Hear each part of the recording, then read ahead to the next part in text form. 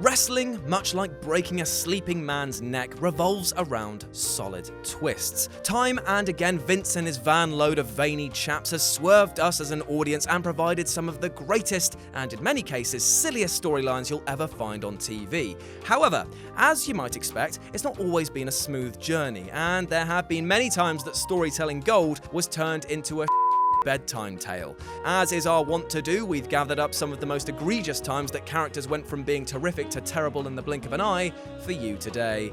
You're welcome. With this in mind, I'm that big lad from the gaming channel Jules, and these are 10 twists that killed great wrestling characters. Number 10. Vader is a sad fat man. Now, Vader's time in the WWF is a well-documented mess. He had a great run in Japan and in WCW, but the man was hurting when Vince McMahon signed him to a deal. He was promised to get some lengthy time off to get his shoulder surgery sorted out, but he was rushed back to work and was never quite the same in the ring.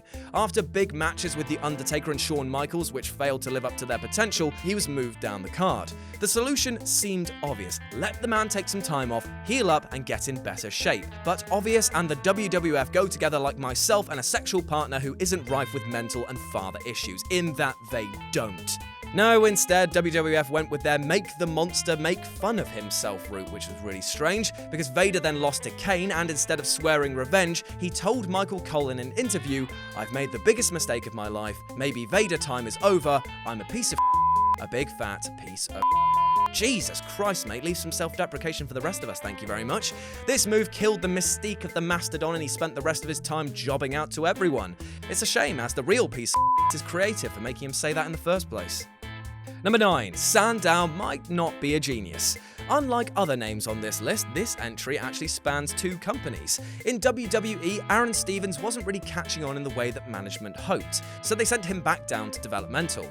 A few years later, he re-emerged as a much more confident and far more interesting Damien Sandow, a modern-day genius. Despite some silliness to the character, he looked set to be a big star. Unfortunately, management gave up on him again, and he was given the atrocious gimmick of copying other wrestlers, until somehow his stunt double work of The Miz got over. Big. Again, WWE didn't see anything in him and this time let him go. When he went to TNA, he had the chance to revitalize his old Savior of the Masses act with a different name, which would have made him a top heel in the company, but instead, they decided to shoot with us. Sandow, now Aaron Rex, told us that he's not a genius, that he's never even had his IQ tested, and basically that was all an act. What was the point of this? Why slam something that the fans loved? In this one segment, he killed the Savior of the Masses angle. R.I.P. fun. Number 8. Steve Austin likes hugs. Right, so fun fact, my dad actually looks a little bit like Steve Austin, and his name is actually Steve. What a weapon. Also fun fact, my dad also acted like Stone Cold for the majority of my life, and that neither liked to hug their 9-year-old son when he'd fallen off his bike that one time. Yeah, that was the thing. That is until Stone Cold went a bit soft around WrestleMania X7, where he turned heel and joined forces with Mr. McMahon. This resulted in a lot of singing, his wife baking a load of things, and a lot of hugs. We were supposed to hate Vince, but really, we just felt bad for him being on the receiving end of those long, awkward man braces. Once this twist of Austin joining his boss and their ensuing shenanigans played out, we can never quite look at the man the same way. But we can all be thankful that it did end. Number 7. Eric Bischoff turns on WCW.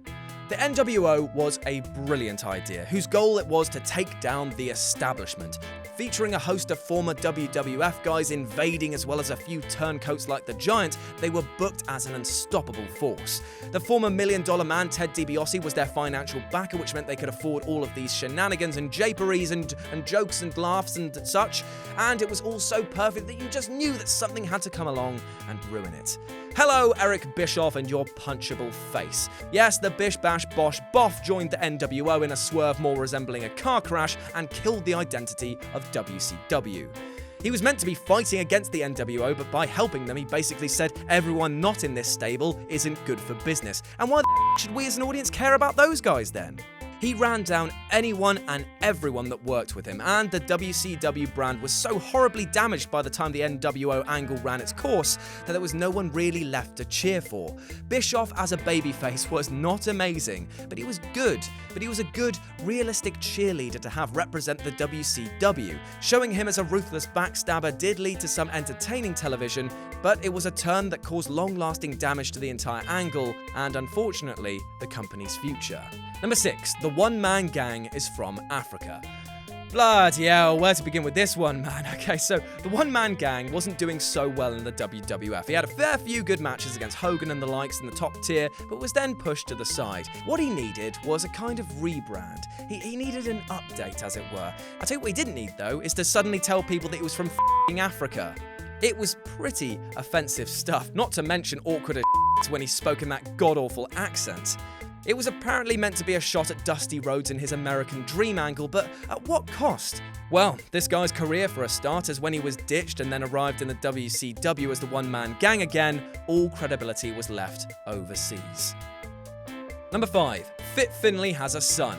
After WCW went out of business, we thought we'd never see Fit Finley wrestle again on a national scene. After all, he was 47 years old, he'd suffered a bad leg injury in the dying days of WCW, and was doing quite well for himself as the agent of the WWE's women's division.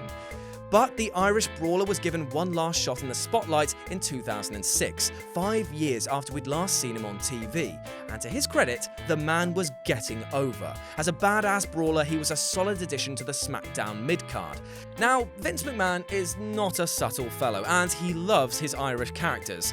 So, of course, he got a four-leaf clover attire and a shillelagh, but then they went full-on cartoon when they added a leprechaun to his act. 6 months into his run, Little Bastard joined his side, and there was no going back. And I'm just gonna say, you can't book a legit tough guy when you've got a leprechaun following him around and living under a ring. Things went further out of control when we found out that this little guy was Finley's son.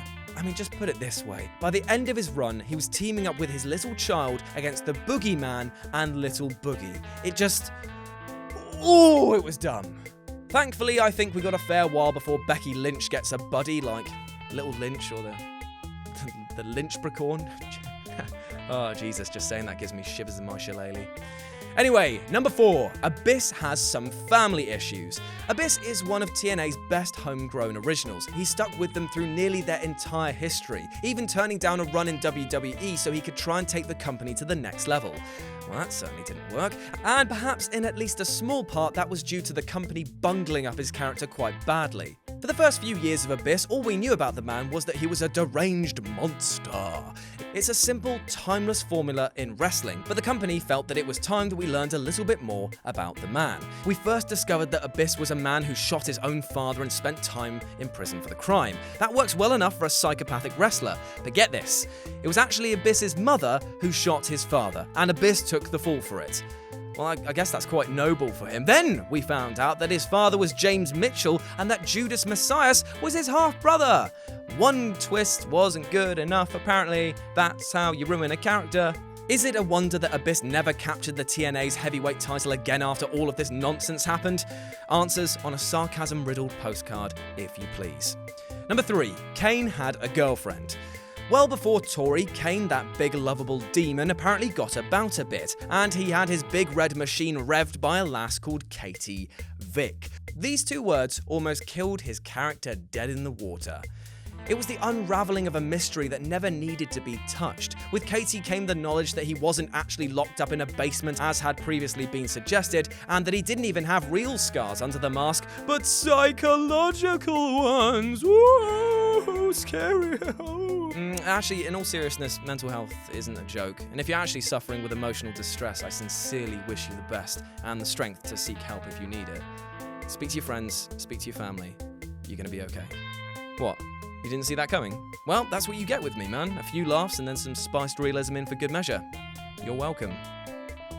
Anyway, the more we learned about Kane, the less we wanted to know. Much like the Star Wars prequels telling us how Darth Vader came to be, or the Halloween reboot giving Michael Myers a backstory, usually the mystery of what we can picture in our minds is so much better than a full-on explanation, especially if the explanation was downright idiotic. Number 2, Alberto Del Rio faked his wealth. I really don't want to waste my time talking about this man, so I'm going to keep it short. He came into the WWE as a rich Mexican playboy and rubbed it in our faces that he was better than the average Joe. He was basically like Scrooge McDuck, only with a cross arm breaker and a reported series of anger issues outside work. Anyway, if we flick through the pages of his life, we'll see that it turns out that he was just a phony who faked his wealth and just rented all the cars in homes we saw. This killed his character's angle dead and made him look like all sorts of a loser, resulting in a downward push through the cards and some terrible storylines. Finally, he was let go and unleashed, free to visit all the airports he wanted. And number 1, Raven comes from a rich, loving family. When Raven first joined WCW, he'd talk about all the pain and suffering he'd been through as a child. He'd been left on his own for weeks at a time, he'd been neglected, and his family didn't give a damn about him. Well, it turns out that none of that was true. After The Flock, Raven didn't have quite a lot going on.